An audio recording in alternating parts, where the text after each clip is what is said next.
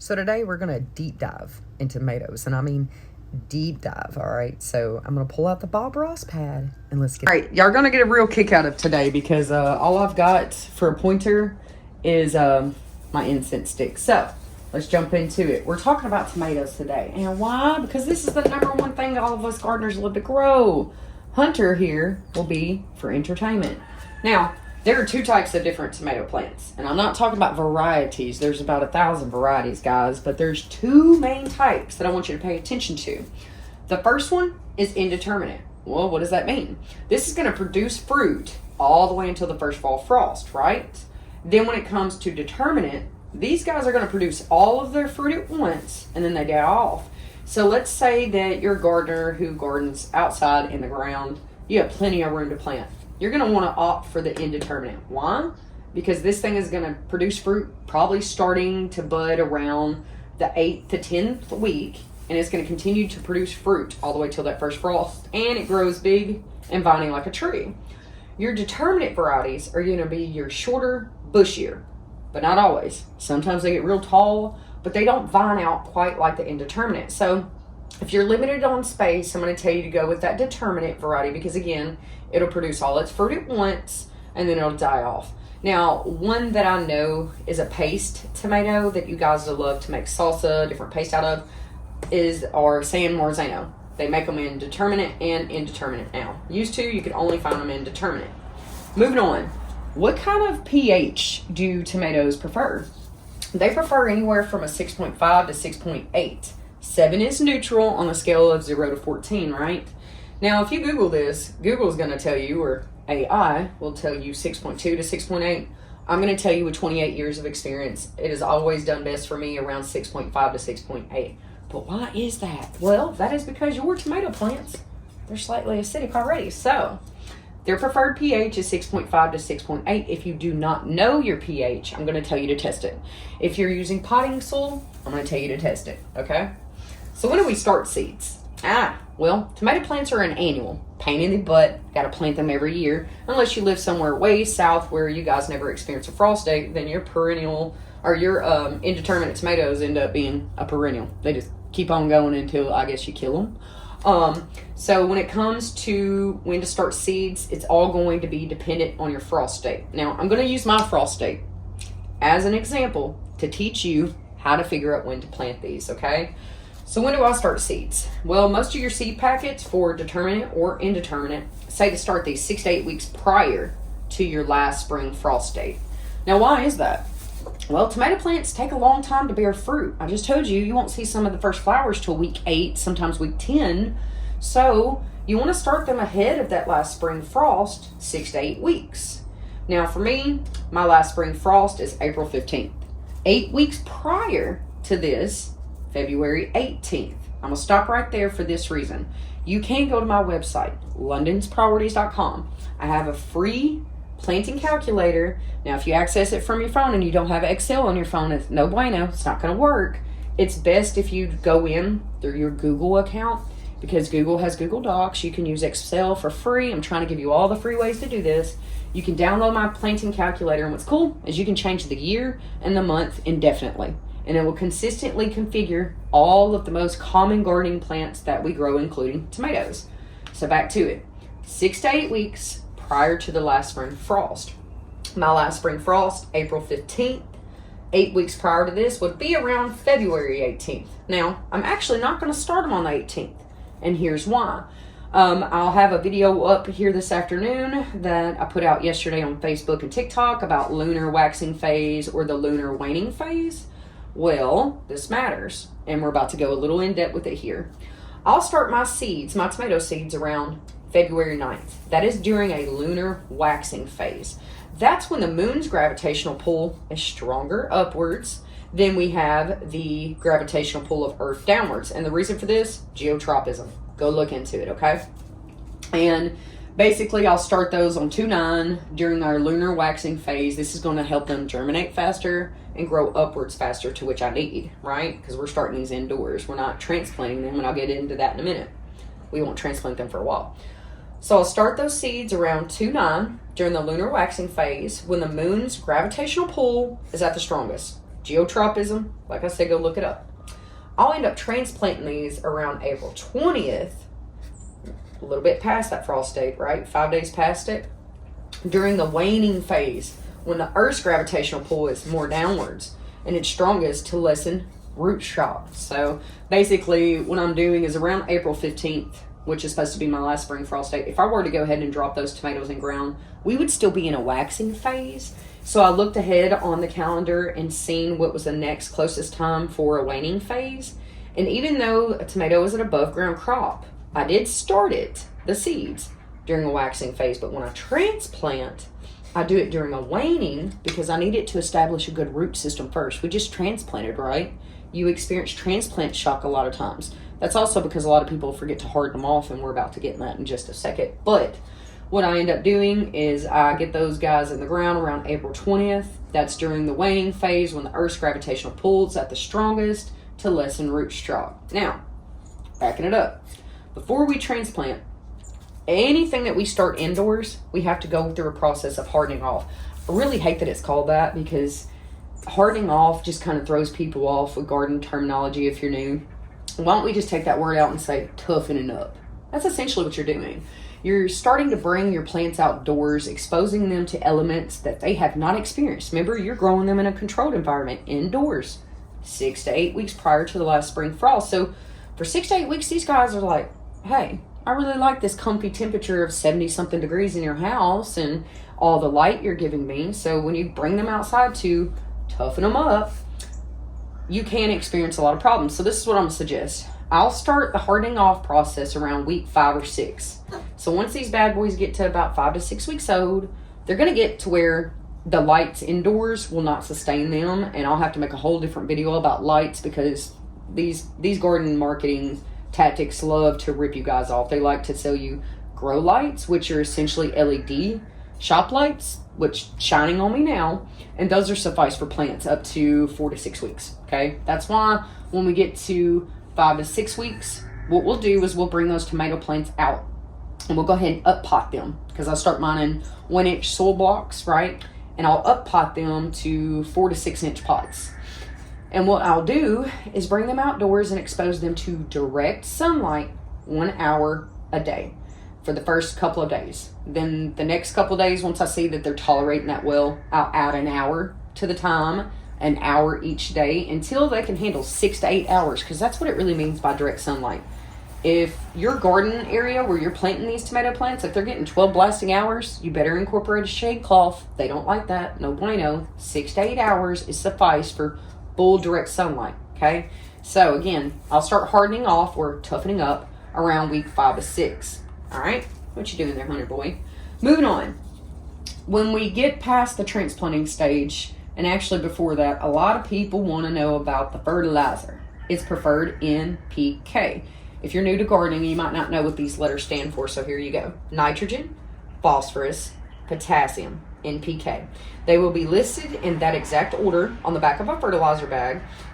And if you make homemade fertilizers, which we'll get into later, you'll know how important each one of these are. Because once you get to the point of making them, you already know the importance. So, preferred fertilizer. The first 1 to 2 weeks, don't do anything. Use a seed starting soil, or I've got a recipe I'm about to roll out for y'all for soil blocking that has some amended cocoa coir in it, which is suffice for these plants for the first 1 to 2 weeks. They're babies. They don't need a lot of fert. They'll burn. Now, when we get to week 3 and 4, we're going to start on nitrogen. And I usually use fish emulsion or my fermented plant juice. And again, I'll teach you guys about how to make that. So week 1 to 2, nothing. Week 3 to 4, fish emulsion or nitrogen. Okay. Now, week 5 to 6, we're going to start giving it an even nitrogen, phosphorus, and potassium plant food. Now, a lot of times about week 5 or 6, I'll go ahead and jump to the Job's tomato vegetable. It's my favorite. It's an organic one. Now, the reason why I do that, if you'll notice, week 5 or 6 is also when I've up potted them and started the hardening off. So when I up pot them, I just add a little bit of that slow release organic Job's tomato vegetable fertilizer. Walmart carries an expert. It's like an expert brand that kind of mimics this, but I promise you guys, it's nothing like the Job's. It is not that Job's pays me. I don't make any money off of them. I've been using that for a long time. One other thing you can do if you can't find this Job's is most all-purpose plant food will be even in the nitrogen, phosphorus, and potassium, and that's good. You can use that. Now, once we get to week 7 or 8, we're going to repeat what we've done in 5 and 6. Now, it's not that you're feeding these weekly. It's just that this is the schedule they need to be on of their life cycle. So week 1 or 2, we don't want to be fertilizing. If we fertilize in week 3 or 4, then you need to do more of the nitrogen. If you fertilize in week 5 or 6, you want to even NPK. Week 7 or 8, even NPK, just like week 5 and 6. That's if you're fertilizing during these times. Now, me personally, I do, because I make mine homemade and I'm able to control it on a weekly basis. All right? So once we get past 7 or 8, these guys should already be really in good with their hardening off process. So once we get to week 9 and on, which is getting ready to transplant, what you're going to notice is these guys are pretty good in size. Let's say that this is the root base here. They're probably going to be about 1 foot to 2 feet tall by week 9. I mean, tomato plants really grow and shoot up. By week 9 or 10, you're going to start noticing flowers on these plants. By that time, you want to slow down a little bit on the nitrogen amount and up your phosphorus and potassium. But why? Well, because it's starting to flower. The more nitrogen you feed a tomato plant, the more it binds out, the more shoots you see, and you'll just have a big, huge tomato plant with no blooms. So when you get to week 9 and you start to see those little flowers or anything, lessen the nitrogen, up your phosphorus and potassium. Job's is good for that. You don't want to do the all-purpose at that point. Look for something that's higher in the phosphorus and potassium, lower in nitrogen. Now, the first sign of more than 1 or 2 flowers, you're going to want to lower that nitrogen even more. You're going to want to keep your phosphorus pretty steady and increase your potassium. All right? And once we get down to the first signs of fruit, when those flowers start making fruit, okay, this is what you'll want to do. You'll want to repeat the process of lowering the nitrogen, keeping the phosphorus steady, and increasing the potassium, but you're also going to want to add calcium and magnesium. You can do the magnesium in the form of Epsom salt, or you just skip all that. They make a really cool cow mag supplement that is organic, and you could use that. But why is that? The best way I can explain this is with the tomato plant works like a pregnant woman. When we're pregnant and we don't take any type of calcium, guess what happens? Baby starts draining calcium from our bones and teeth, right? That makes it really harsh on the next child that comes along that we don't nourish correctly. So same thing with the tomato plant. If the tomato plant has already started to bear fruit and it is already experiencing calcium deficiency, it's going to pull all the calcium from the plant to bear that fruit. That fruit will be fine. But the next set of fruit that it bears, you'll start to see a calcium deficiency known as blossom end rot, okay? Now, a lot of people, and we'll get into this in a minute when it comes to bottom watering, a lot of times people will think they have a calcium deficiency, and it's really just how they're watering the plant or the temperatures and humidity. All right, so that's how we kind of work with our fertilizer. If anybody wants to screenshot that, which I will be posting up some screenshots like on Facebook for these, so if you want to check that out. Now, we're going to stop here. Before we get to common pest and disease, we got to jump over there, guys. All right, now, why did we have to jump over here? Because when you're doing all of this hardening off or getting ready to transplant, do temps matter? Oh, yeah, they really matter. Let me tell you why. Do not ever transplant until temperatures are above 50 degrees at night or a consistent 50 degrees. You can have a few dips down in the 40s, but you really want them consistently above 50 degrees. But why is that? Well, these are a warm weather loving nightshade plant. They don't like it cold. Something you'll notice if you do put them out before these temps are consistently at 50 degrees, you will notice purpling on the underbelly or the undersides of the leaves. Let's say that you have waited till it's 50 degrees and you're still noticing the purpling under the leaves. Well, this could be a sign of a phosphorus deficiency, and I wanted to go ahead and put that out there because that way when you see the purpling, first check your temps at night. If they've been below 50, well then that's your sign that, they're just a little cold. Let me throw some straw around them. Now, if you've noticed the temps have been above 50, well then your next sign is, we got a phosphorus deficiency, and then I want you to go back and rewind and hit that preferred NPK or nitrogen, phosphorus, potassium schedule on what you're fertilizing on. Pruning. A lot of people go back and forth on pruning with tomatoes, and this is what I'm going to tell you after 28 years. Never prune a determinate tomato plant. Why? Well, remember, a determinate makes all of its fruit at once and then dies off. So you're shortening the lifespan when you pull the suckers off of it. Don't prune a determinate tomato plant. You can, and notice this says can, prune an indeterminate variety, but this is what I suggest. I would only suggest the lower 1 to 2 feet of branches. That's all. And the reason for this is this will prevent soil from splashing up during rain or watering. And back to that whole blossom end rot. A lot of times I see people top watering. They'll try to mimic the weather. And you see I put here, bottom water. You cannot mimic the weather. When it rains, naturally the sky is what? Kind of cloudy, and there's not a whole lot of sun beaming through. So the rain that hits it from the top, oh, that's fine. That's perfect, because a lot of times it'll kind of dry itself out before the sun pops out, unless it's one of those late summer ones. All right, those summer storms love to come in and then fry our plants afterwards. So when you prune, just prune on the indeterminate varieties only, and do the first 1 to 2 feet. That's it. And I wouldn't do this until the plant is at least 4 feet tall. Okay, and it doesn't take long to get there. It's probably about month 4. What is that, about 16 weeks old? She's good and big enough for you to go ahead and prune it. Now, why I did this is, like I said, it prevents soil from splashing up during rain or when you water. But when you water, let's go ahead and jump into watering. First of all, you want to bottom water. You aren't the weather. You can't mimic it. When you top water, I bet you're probably doing it when the sun's shining bright like a diamond, and that's going to fry your plants. It's also going to cause you to probably experience blossom end rot, because you're watering from the top. That water is still sitting on the bottom of the tomato plant. The sun's beaming out and shining bright like a diamond, and it essentially cooks it. It cooks the bottom of that tomato where it water's pulling up. So, bottom water. When you water, you want an inch or more per week. Why? Because tomato plants love water, baby. What does that tomato mostly consist of? Water. They love water. So do an inch or more a week. And I had somebody this morning ask me, well, how do you know? Jam that index finger down beside that plant. Your index finger is more than an inch anyways. But if it comes back up and there's no dirt stuck to that nail bed, like I got dirt on mine already this morning, then that means it's dry. Go ahead and water it, okay? And you want to slow, deep soak these boogers. Now, when it comes to pollination, tomato plants are wind-driven. They got male and female parts, right? So they like a little wind or a little shaky to help with pollination. Now, I have been known to take a little buzzer out there and buzz it, and you ladies know what I mean by buzzer, and it was just made for the garden. A lot of us use toothbrushes for that, and then a lot of us just go out there and just shake the crap out of it. Now, companions. This is my favorite part of organic gardening. What's the best companion plants for these? Number 1, basil. That's going to ward off the hornworm. Number 2, bush green beans. Why? Well, they're not in the same plant family as tomatoes, so they're not going to compete for the same nutrients or suffer from the same diseases or pests. Those bush green beans will feed them nitrogen steadily. And guess what I've seen over the last several years? Aphids will come rushing to those bush green beans before they will my tomatoes.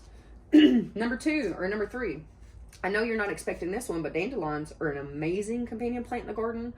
These tap roots are so deep, they're almost as deep as a tomato plant.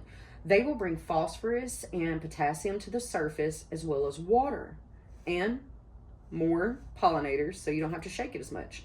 Calendula, that's going to bring in more pollinators. And calendula, even though it's in the same family as marigolds, they are heavier on the pollination or pollen, so they do attract more pollinators. And well, if the aphids don't go after that, they'll go after that. They like the sweet taste of that pollen. Mint in pots. Why? Because that's the real devil's lettuce and it will spread. Sad face.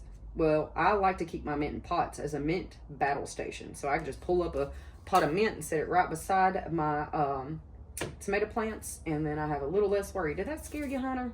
I'm sorry, baby. Now we're going back over here to pests and diseases. All right, hold your horses. We're almost done, guys. Common pests and diseases. Hornworms, aphids are their number 1 pest. Okay, Hunter. Now, the thing about the aphids is, or aphids, they are the STD carriers of the plant world. So, usually when you see aphids, you better pray and hope that your neighbor doesn't have a garden full of blight, because they can spread blight, they can spread verticillium wilt, they can spread tobacco mosaic disease. Now, we're getting into the disease. So, those are the most common diseases. Come here, Hunter. You're blocking Mama's paper. The most common diseases are verticillium all right, wilts, which it can be in the soil, blights, early or late stage blights, and tobacco mosaic disease. So if you're a smoker and you're touching your tomato plants or any nightshade vegetable, you can very well contaminate them, because guess what? That tobacco can still be smoked. That tomato can still be ate with this disease. But if you touch it and spread it, it can and will kill all of your nightshade vegetables.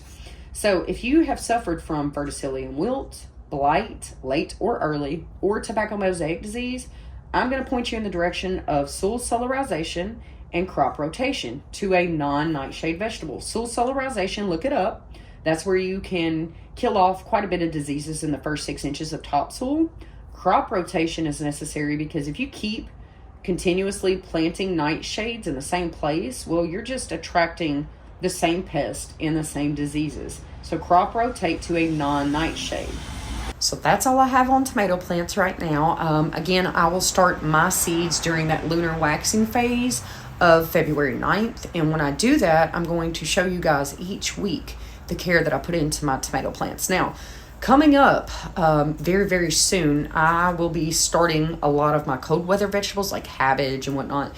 And I've mentioned to several people that I do soil blocking, and several of you guys have mentioned that, hey, I need a good recipe for soil blocking. So I'm going to make a whole video on how I do that, the recipe I use. Look at Hunter here. But I hope you all enjoyed that. I hope you took away quite a bit of this. And again, please do visit my website, londonspriorities.com. I have a buttload already, and I'll be continuously rolling out more PDF format style beginner gardening kits and just loads of information. There's one on there that has nothing but the different plant families to kind of help you better companion plant, because the key to companion planting, which we'll do a whole video on that, is pairing up plants from different plant families, because you don't want to plant things together like tomatoes and peppers. They suffer the same diseases, they attract the same pest, and they compete for the same nutrients. So in nature, never have you walked out and just seen a field of nothing but wild tomatoes growing all together. And so when you want to try to do organic gardening or companion plant, try to mimic nature, how there's a variety and diversity of plants. And the biggest thing I can tell you is you can never have enough pollinator attracting plants. Okay, so hope this helps. I'll see y'all soon.